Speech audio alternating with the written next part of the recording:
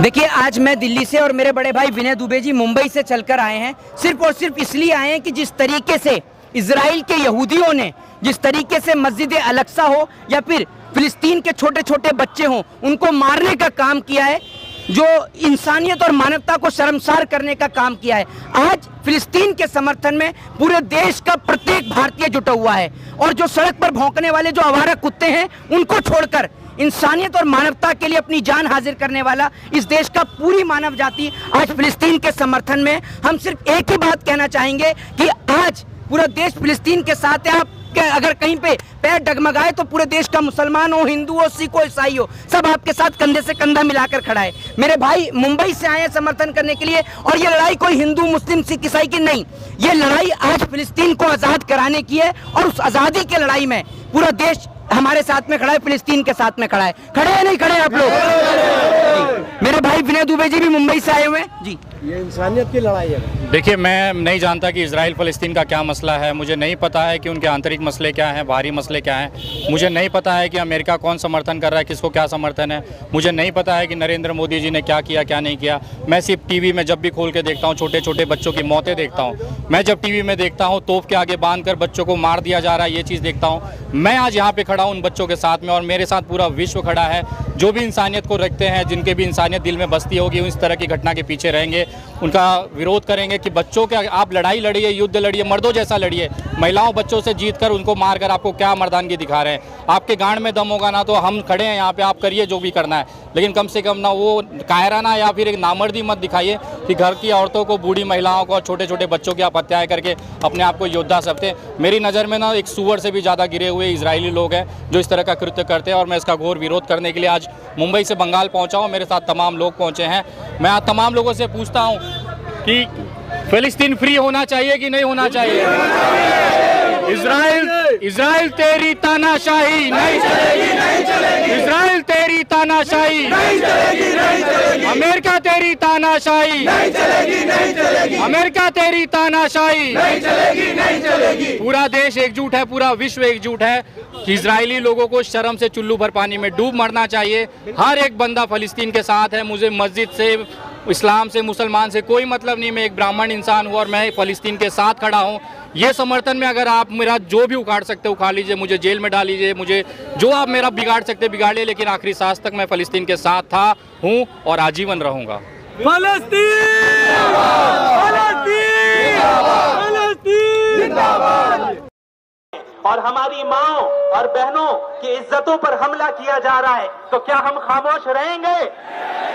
Free free free free free free Aqsa के लिए, अक्सा के लिए और कुछ दूर तक जाने दे। लिहाजा उन्होंने हमारी बात को कबूल किया, हमारा कॉपरेट किया और यहाँ तक आने के लिए हमें परमिशन दिया। अब चूंकि यहाँ पे हम अपना प्रोटेस्ट को यहीं पे कुछ देर के लिए रोककर और 4-5 लोग जो अमेरिकन एम्बेसी में डिपुटेशन देने जाएंगे, जो जिम्मेदार तय है, वो यहाँ से 5 लोग जाएंगे अमेरिकन एम्बेसी, वहाँ डिपुटेशन देंगे। आपकी हमारी जो बातें हैं यहाँ हम लोग अभी जैसा कि ऐलान हुआ, आप लोग इसी तरह से इस प्रोटेस्ट को, जिस तरह से पीसफुल प्रोटेस्ट है, इसी तरह से उस वक्त तक पीसफुल बनाए रखेंगे जब तक के लोग अमेरिकन एम्बेसी से नहीं आ जाते। आप लोग इसका free free India with, India with Palestine, India with, India with free free free free Palestine, Aqsa Aqsa.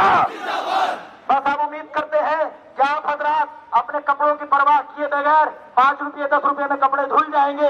हमने आपके साथ हम जा नहीं सके, लेकिन आपके साथ खड़े रहने का इजहार हमने कलकत्ता के सरजमीन में खड़े होकर अहद किया है। सोशल एक्टिविस्ट विनय दुबे भाई और मोहित शर्मा जी, ये तमाम लोग जो है लगातार विरोध प्रदर्शन कर रहे हैं, तो इनसे जुड़े बातचीत करें। विनय भाई, सबसे पहले कि अभी पूरे देश भर में विरोध प्रदर्शन हो रहा है पिछले 15 दिनों से, मगर अभी तक वॉर रुका नहीं। सर देखिए, हर चीज़ का अपना एक मसला है और जिस तरह से इस तरह से तानाशाही की जा रही है इजराइल की तरफ से फ़लस्तीन बच्चों पे ना, तो पूरा विश्व एकजुट हो रहा है।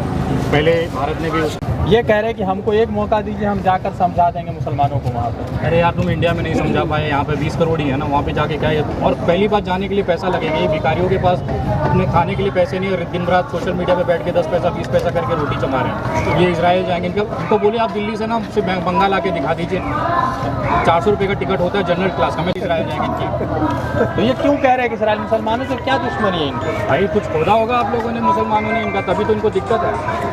अगर कुछ ना कुछ आप लोगों ने नहीं किया होगा तो उनको दिक्कत कहाँ से होगी? तो विरोध प्रदर्शन से चीज़ें बाइकआउट हो रही, क्या विनय दुबे भी इसराइली प्रोडक्ट का बाइकआउट कर रहे हैं? देखिए मैं तो पूरी तरह से पहले से भी इसके विरोध में रहा हूँ, जहाँ तक पूरी कोशिश रहती है कि मेरी किस तरह की चीज़ें ना हो, क्योंकि ये ऐसे नहीं सुधरेंगे, इनका आर्थिक बहिष्कार होगा, इनका हर तरह से हम लोग जब तबाही करेंगे तभी जाके ये चीज़ें रुकेंगी। नित्यानंद कह रहे हैं कि हमको भेज दीजिए तो हम जो है पूरे मामलात को देख लें। हाँ बराबर भेज दो यार, मैं तो कह रहा हूँ तुरंत भेजो, जाके मालिश तो करवाए कम से कम वहाँ पे।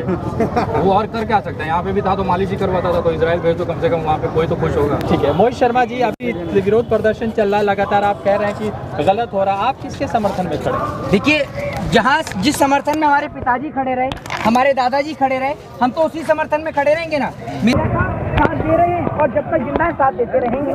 तो जो लोग जा रहे हैं फलस्तीन के खिलाफ, उनसे ये कहो कि आप अरुणाचल प्रदेश चले जाएं पहले, और वहाँ जाके चाइना ने जो हमारी जमीन को कब्जा किया है उसको छुड़वा लें। अपने देश की जमीन छुड़वाई नहीं जा रही है और वहाँ जाने की ये बात कर रहे हैं। ये वही लोग हैं जो कश्मीर में प्लॉट लेने की बात कर रहे थे, अब इजराइल में प्लॉट लेने की तैयारी कर रहे हैं। मणिपुर में गए नहीं मगर फलस्तीन जाकर, इजराइल जाकर रिपोर्टिंग हो रही है। भाई आप एक बात मुझे बताइए, मणिपुर में इसलिए रिपोर्टिंग नहीं हो रही थी क्योंकि वहाँ पर इनके डैडी जी मुख्यमंत्री थे, उनके चाहने वाले मुख्यमंत्री थे।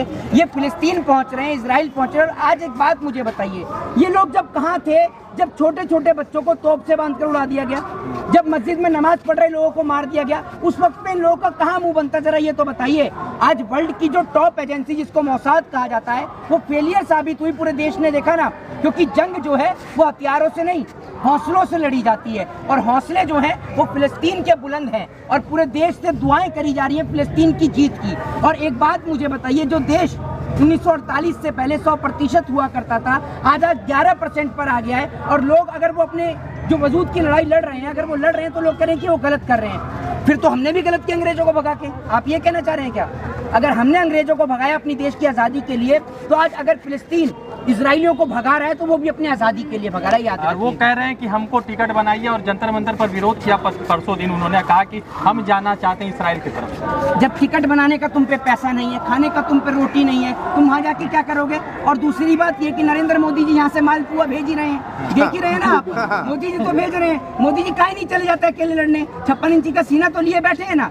नरेंद्र मोदी जी ने जो इजराइल को उस टाइम पे समर्थन दिया, वो पूरे देश के खिलाफ गए, वो ऐसे खिलाफ गए, हमारे देश के जितने भी प्रधानमंत्री, वाजपेयी जी से लेकर मनमोहन सिंह से लेकर इंदिरा गांधी जी तक, और प्रधानमंत्री नरेंद्र मोदी पहले देश के प्रधानमंत्री हैं जिन्होंने फिलिस्तीन का दौरा भी किया, उसके बाद भी वो इजराइल के साथ खड़े होते, क्या शर्म नहीं आती है? अब रिलीफ का बहुत बड़ा टैंकर भी तो भेजा ही उन्होंने, फिलिस्तीन के समर्थन में भेजा है ना। तो अब तो भेजेंगे, क्योंकि दिखनी क्या पूरे देश की आवाम। जब वाजपेयी जी का स्टेटमेंट जगह जगह वायरल होने लगा, वाजपेयी जी ने इस बात को कहा कि अरबियों की जिस जमीन पर इजराइल ने, यहूदियों ने कब्जा कर रखा, वो उसको खाली करें। और सबको पता है कि ये कब से यहूदियों की जमीन जो है, वो इजराइलियों जो फिलिस्तीनियों की जो जमीन है उसमें यहूदी कब्जा करके बैठे हैं। मस्जिद अल-अक्सा जो है वो इस देश के मुसलमान की नहीं, पूरे विश्व के मुसलमानों की आन बान और शान है। उसके लिए ये अपना सर कलम भी करवा सकते हैं, और मस्जिद अल-अक्सा अब आज़ाद होकर रही है, बात याद रखिए। विनय भाई एक आखिरी सवाल, रूबिका लियाकत, अमीश देवगन, ये तमाम बड़े नाम है। रूबिका भी गई हुई है इसराइल और तमाम बम के दृश्य को दिखा रही। मणिपुर नहीं गई, इसराइल चली गई। मणिपुर बगल में था, सोचे क्या करे, बाहर दूर चली गई। देखिए ये ना वो भांड है ना जिनको आप पैसे देके कहीं पे भी नचवा लो। इजराइल से पैसा आया होगा तो गई घाघरा उठा के नाचने, मणिपुर वालों ने पैसा नहीं दिया तो बेचारी क्यों जाएगी? भाई मैं बता रहा हूँ ना कि आप भी करा सकते हैं। भाई आप किसी को रूबिका लियाकत बोल लीजिए, चाहे अंजना ओम कश्यप बोलिए, चाहे जो भी हो, जितने भी गोडी मीडिया है ना, उनको सिर्फ पैसे से मतलब है। आप उनका मुंह मांगा पैसा दीजिए, वो आपके घर में आके घाघरा उठा के नाचेगी, मैं दावे के साथ। क्या बात है, क्या बात। और आप इत्मीनान रखिए, आज मेरी बेटी 11 साल की है, जिस दिन मैं शादी कराऊंगा ये तारे जितने भी गोदी मीडिया है ना, मुंह मांगा पैसा देके अपने यहाँ पे शादी में, मेरे बच्चे की शादी में नहीं नचवाया तो मैं एक बाप की औलाद नहीं। इस विरोध प्रदर्शन से क्या असर होगा, कुछ फर्क? देखिए दबाव बहुत देश है, पूरे विश्व में दबाव है। आज इजराइल से लेके तमाम जो अमेरिकन समर्थन है, सारे लोग डरे हुए हैं कि हमने गलत स्टेप ले लिया है इजराइल के साथ खड़े होकर। धीरे धीरे देखिए ना, जिसका घर वो पूरे विश्व में होता था कि इजराइल जैसी टेक्नोलॉजी नहीं है, हमास ने उसकी औकात दिखा दी। 5000 रॉकेट दागे, 80 से 90 उसके हेडक्वार्टर में, तो कहा है कि तुम्हारी आईबी इंटेलिजेंसी कर रही है और कौन सी टेक्नोलॉजी, आयरन डोम कहाँ चला गया आपका। तो सभी ने देखा, ये सिर्फ भौकाल होता है, कमर्शियल डील होती है, क्योंकि वो डरा के दिखाता है कि हमारे पास इतनी हाईएस्ट टेक्नोलॉजी है। बच्चे को देखते हैं तो दर्द होता है, जिनके लाशें हैं, सर नहीं है, पैर नहीं। सर देखिए, आपके दिल में दर्द है, मेरे दिल में दर्द है। कारण है कि हमारे पास बच्चे हैं, जिसकी औलाद नहीं होगी उसको क्या दर्द पूछेगा। आज नरेंद्र मोदी से पूछता हूँ, पहले दिन इजराइल का समर्थन कर दिया, इजराइल ने आज तक इतने बच्चों को मारा है, छोटे छोटे बच्चों को तोप के आगे लगा दिया, वो क्या जानेगा कि एक बच्चे की दर्द क्या होता है। शादी करके यशोदा बहन को तो छोड़ के भाग गया, उसको पता कैसे चलेगा कि एक बच्चा एक पिता के लिए एक बेटी या एक बेटा कितना कीमती होता है। मोहित भाई, एक आखिरी बात कि जब इस वीडियोस को आप देखते हैं तो सब लोग रोने के कगार पर आ जाते हैं, क्योंकि छोटा बच्चा का धर्म नहीं होता कुछ। तो क्या आप किस तरह से देखते हैं जब वीडियो आता है? देखिए, एक बात मैं आपको बताता हूँ, सीधे तौर पर जिस तरीके से इंसानियत और मानवता को इन्होंने शर्मसार करने का काम किया है, और आज ये कोई पहली बार नहीं है।